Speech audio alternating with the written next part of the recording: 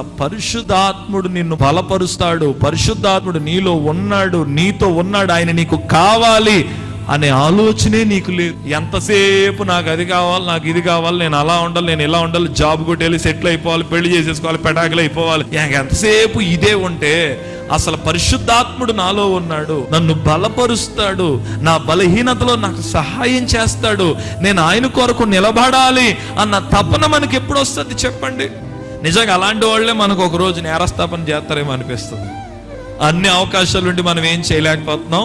అవకాశాలు లేని వాళ్ళేమో దేవుని కొరకు సమస్తం త్యాగం చేసి వారు దేవుని సేవ చేస్తున్నారు. ప్రియులారా, దయచేసి నేను ఈ మాట చెప్తున్నాను వినండి. పరిశుద్ధాత్ముడు మన ప్రతి బలహీనతని చూస్తాడు. నువ్వు ప్రార్థన చేయలేకపోతున్నావు, బలహీనమయ్యావు. వాక్యం చదవలేకపోతున్నావు, బలహీనమయ్యావు. మందిరానికి రావాలనుకుంటావు, రాలేకపోతున్నావు. మందిరానికి దేవునిలో ఎదగాలనుకుంటావు, దేవునికి ఇవ్వాలనుకుంటావు, దేవుని కోసం చెయ్యాలనుకుంటావు.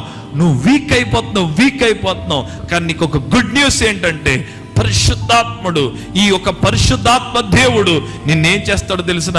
నువ్వు ఎంత మునిగిపోయినా ఆయన మరలా నిన్ను పైకి లేపుతాడు. స్తోత్రం చెప్పండి ఒకసారి. మునిగిపోయేవారిని ముంచేయడు, మునిగిపోయిన వారిని లేపేవాడే పరిశుద్ధాత్ముడు. గుర్తుపెట్టుకోండి. ఎక్కడి నుంచి లేపుతాడో తెలుసా? జీరోలో నుంచి లేపడు. అనండి ఒకసారి. మైనస్ లో నుంచి కూడా పైకి లేపేస్తాడు.